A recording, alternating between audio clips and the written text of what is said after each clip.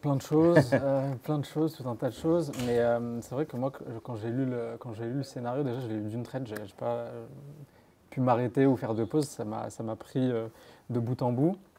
Et c'est vrai qu'il y a différentes choses qui se jouent dans cette histoire. Il y a évidemment, on parle du rapport de conflit générationnel qu'il peut y avoir en Algérie sur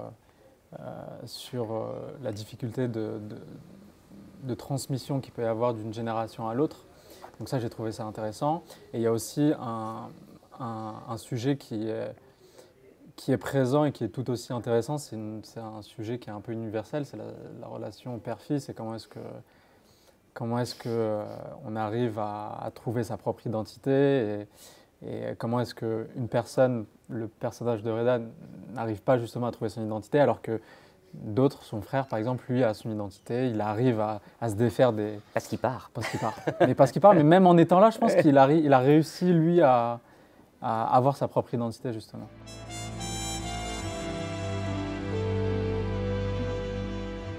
Ouais, je pense que même si ces personnes-là ont des projets, tous leurs projets peuvent paraître un peu petits par rapport à ce qui a été fait avant. Et c'est vrai que l'attente justement des générations passées et la pression qu'elle peut avoir, elle peut être difficile à porter. Et c'est pour ça que, comme le personnage qui interprète mon frère Oui. dans le film, lui a décidé de partir. Parce que c'était la solution la plus simple pour lui de se défaire de cette emprise.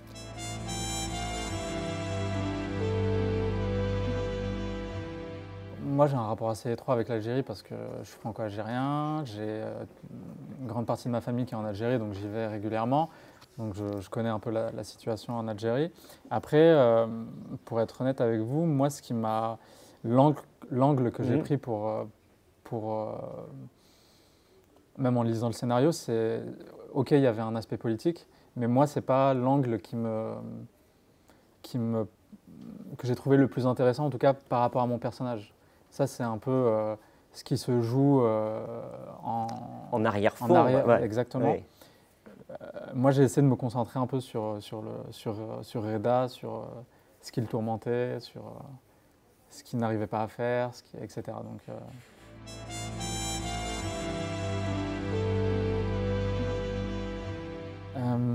comment est-ce qu'on joue Alors, il y a plusieurs choses, mais en tout cas, moi, en fait, c'est la manière dont j'ai préparé ça, entre guillemets, ça s'est fait en plusieurs phases. La première, c'est avant le tournage, donc là, c'est beaucoup de lecture de scénario, enfin, essayer de le lire, le relire, essayer d'avoir un point de vue clair sur les différents personnages. J'ai essayé de pas mal écrire, une sorte de journal sur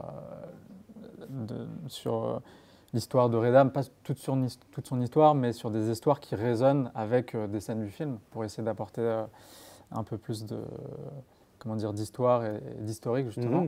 Et après, sur le tournage, moi, j'étais littéralement effacé sur le tournage. C'est-à-dire que quand l'équipe travaillait, j'essayais de me mettre un peu à l'écart, j'essayais de retrouver un état, parce que ce rôle, c'est beaucoup un état, en fait.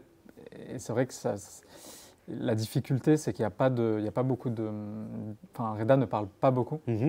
Et ce qui fait que c'est des béquilles en tant qu'acteur que j'avais pas. Donc il a fallu trouver cet état. Et une des manières de faire, c'était essayer de rester un peu à l'écart, pas trop parler avec eux.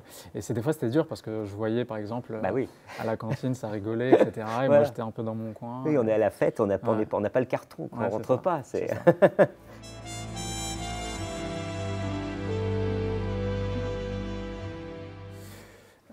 Alors moi, ça arrivait très très tardivement, cette envie de cinéma, et ça arrivait par hasard en fait. J'ai un ami qui lui avait pris des cours de théâtre. Ça m'intéressait parce que dans le travail que je faisais avant, il y avait pas mal de prises de parole en public, donc je voulais... C'était quoi, pardon? J'étais commercial dans des entreprises de la tech. Et donc je voulais améliorer un peu cette partie-là, donc on a travaillé quelques scènes, etc. Et à cette époque-là, je vivais à Dublin. Je suis rentré à Paris. En rentrant à Paris, je me suis inscrit à des petits cours de théâtre du soir, tout en ayant mon activité salariée à côté. Pour gagner sa vie. Exactement. Après, franchement, ça s'est fait un peu comme... J'ai pris 2-3 photos, il y a un ami à moi photographe, et j'ai envoyé ça à des agents pour voir ce que ça donnait. J'ai spammé pas mal d'agents, j'avoue, et j'ai eu des retours et j'ai été pris dans une agence assez rapidement alors que j'avais aucune expérience. Et après, après en parallèle, mon travail ça se passait pas hyper bien. En fait, j'étais là parce que concours de circonstances, je voulais pas vraiment faire ça à la base. Moi, à la base, c'était quoi? C'était le sport. Moi, je voulais faire du sport. D'accord. Mon rêve, c'était de faire ça. J'étais passionné de basket plus jeune. Je suis parti aux États-Unis. J'ai fait une partie de mes études aux États-Unis. Pour essayer de devenir basketteur. Finalement, ça ne s'est pas fait. C'était un rêve un peu illusoire que j'avais parce que c'était compliqué d'un point de vue physique.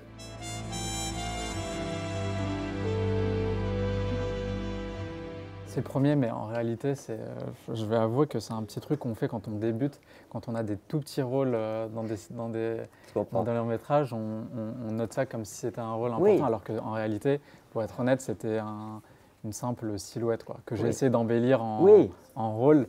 Mais voilà, c'est des petits trucs qu'on fait. Ce qui est normal, mais on vit le tournage, on vit quelque chose, on vit...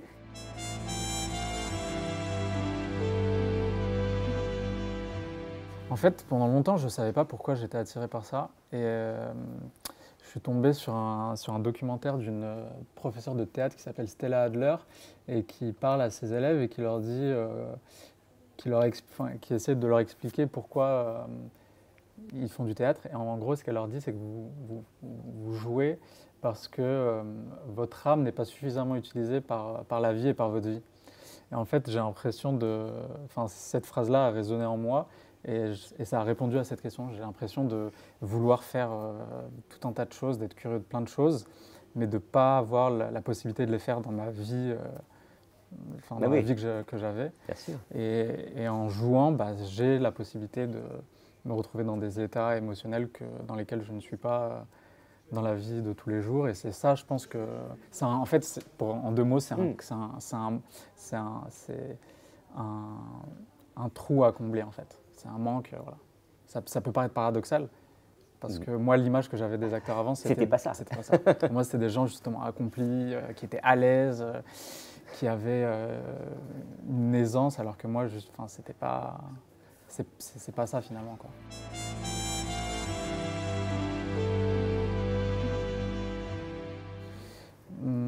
J'ai réussi assez facilement à essayer à faire abstraction, et à partir du moment où en fait on a un personnage comme le personnage de Reda aussi fort, une histoire assez prenante, et aussi des comédiens qui en face donnent beaucoup, en fait on se concentre sur ce qu'on a devant, et la caméra, l'artifice, on l'oublie assez facilement.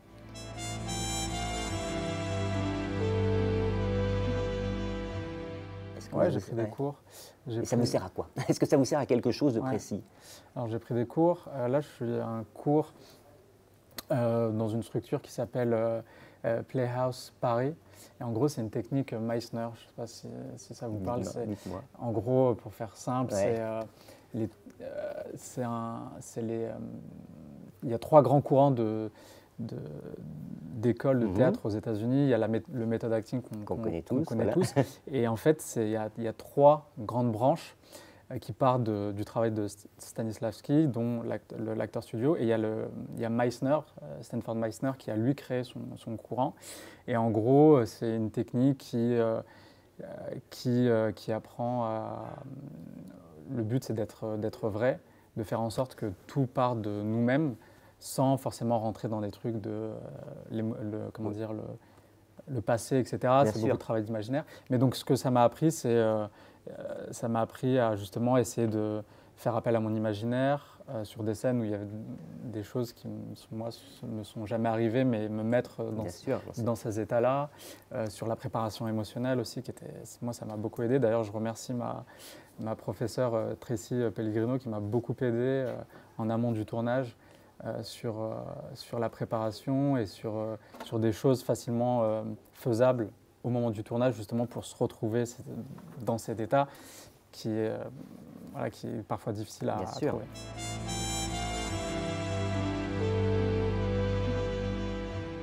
Alors avant, jusqu'à mon arrivée dans le cinéma, j'étais spectateur lambda. C'est-à-dire que j'allais au cinéma quand il y avait un film Oui.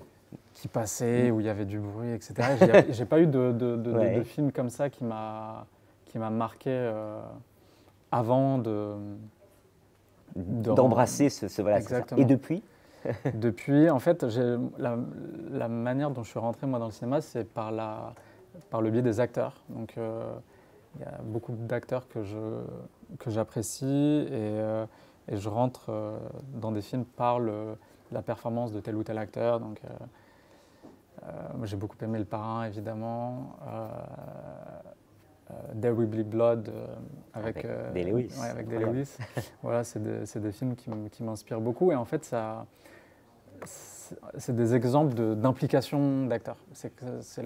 J'aime les films où je sens que l'acteur est impliqué, qu'il prend ça sérieusement et on le sent et c'est très juste, quoi. Merci beaucoup, Merci à vous. D'avoir participé à notre podcast et encore bravo pour l'effacement. Merci à vous.